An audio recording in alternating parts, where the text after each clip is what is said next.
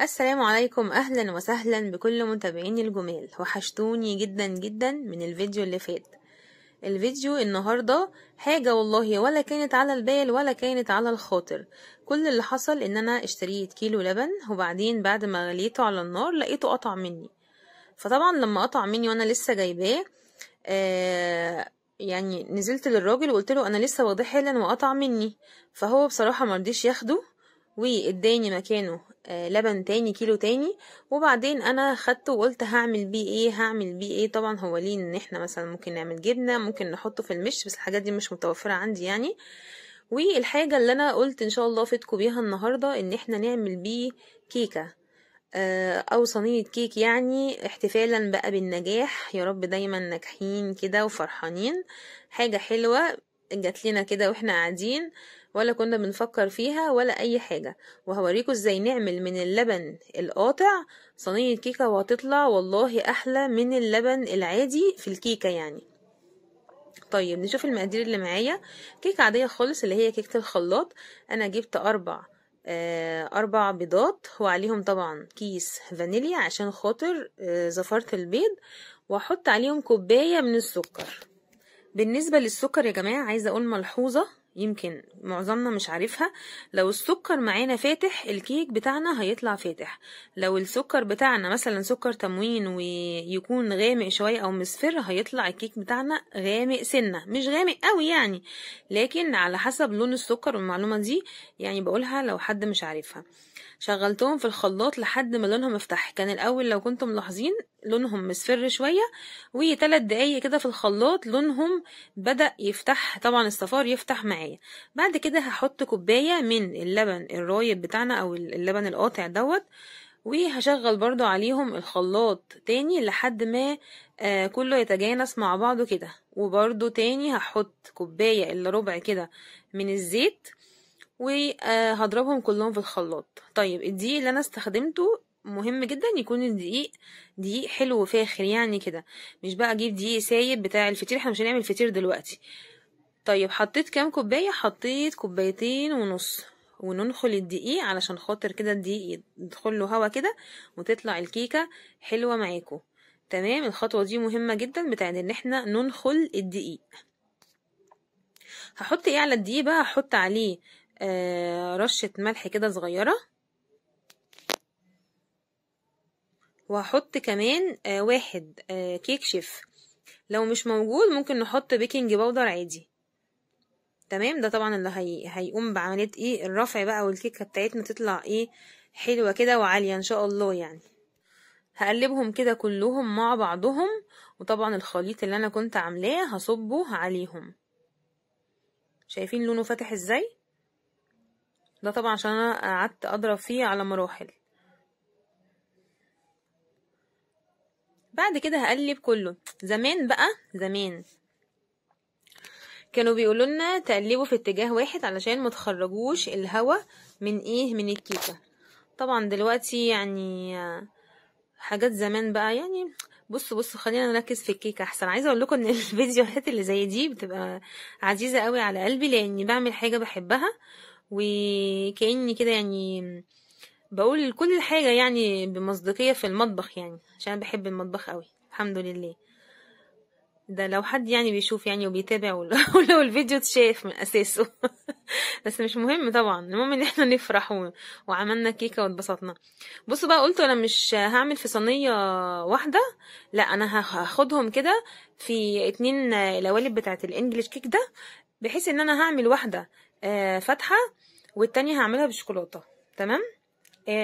هحط معلقه كاكاو خام. هوريكم دلوقتي، بس اهم حاجة ان احنا برضو نبطن سواء صينية او قوالب، يعني نبطنها كده بشوية زيت وادهنهم بالفرشة زي ما وريتكم كده من شوية، وبعدين شوية دقيق بقى كده، منقعدش بقى نهدر وكده يعني على القد، بحيث ان احنا بس نبطن القوالب علشان الكيك ما يلزقش فيها. تمام. انا بحب صراحة الالومنيوم جدا لان بيوزع الحرارة يعني بشكل حلو قوي، وهتشوفوا دلوقتي يعني ان شاء الله. هاخد بقى الخليط اللي انا عملته ده هقسمه نصين، هحط نصه في القالب ده ونصه في القالب التاني بعد ما اضيف له معلقه الكاكاو. بس انا زودت شويه، حسيت ان هو قليل فزودت سن ده هنا ده كمان طبعا عشان كلنا بنحب الفانيليا يعني. تمام. النص التاني بقى احط معلقة من الكاكاو الخام ده.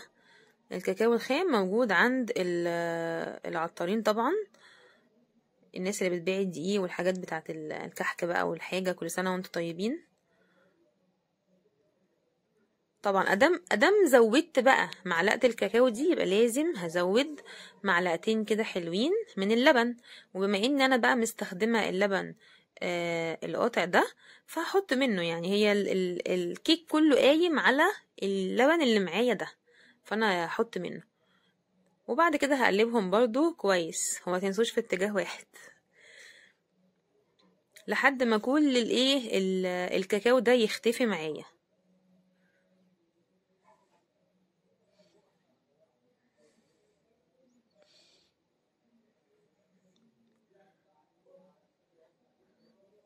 بس كده حلو قوي كده، علشان ما تبقاش حتة غامقة قوي وحتة فاتحة سنة يعني.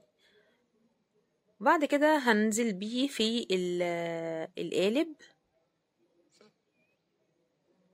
كله كده، وهكون مشغلة الفرن على درجة حرارة. بصوا هو طلع ناقص سنة، يعني هو كان عايز سنة كمان. لو عايزينه يعلى اكتر من كده، يعني يبقى عالي قوي قوي قوي بقى كده وزي ما انتوا بقى بنشوفوا كده، يعني كان المفروض يزيد سنة.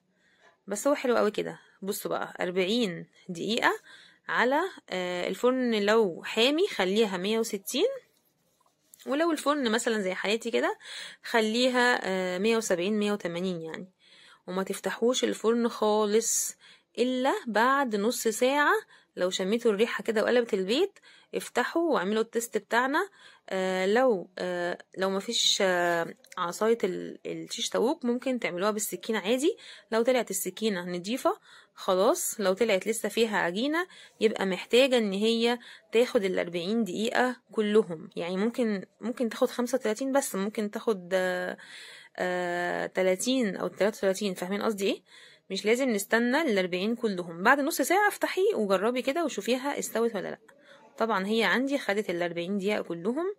والمفروض ان احنا بص طلعت بقى بسهولة ازاي من القالب. المفروض ان احنا نستنى عليها لما تبرد، بس احنا يعني عندي بنحبها سخنة يعني، مستعجلين. الف هنا وشفا طبعا للي يعملها ويجربها، ان شاء الله تعجبكم. ونقطعها بقى كده ونقدمها. بصوا جميلة جدا جدا، والله العظيم قلبت ريحة العمارة يعني بجد. الناس كلها عرفت ان احنا بنعمل كيكة. فناجحين بقى يا جماعة، وعايزين نحتفل بقى بنجاحنا بقى ونهيص. بصوا يعني، بصوا ده السادة او الفانيليا. بصوا طالعة عاملة ازاي. دي طبعا حبيبة قلبي.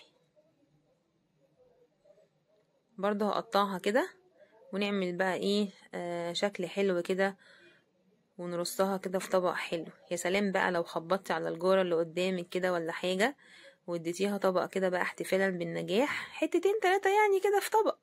ما بقولك ريحة العمارة كلها اتقلبت كيك النهاردة.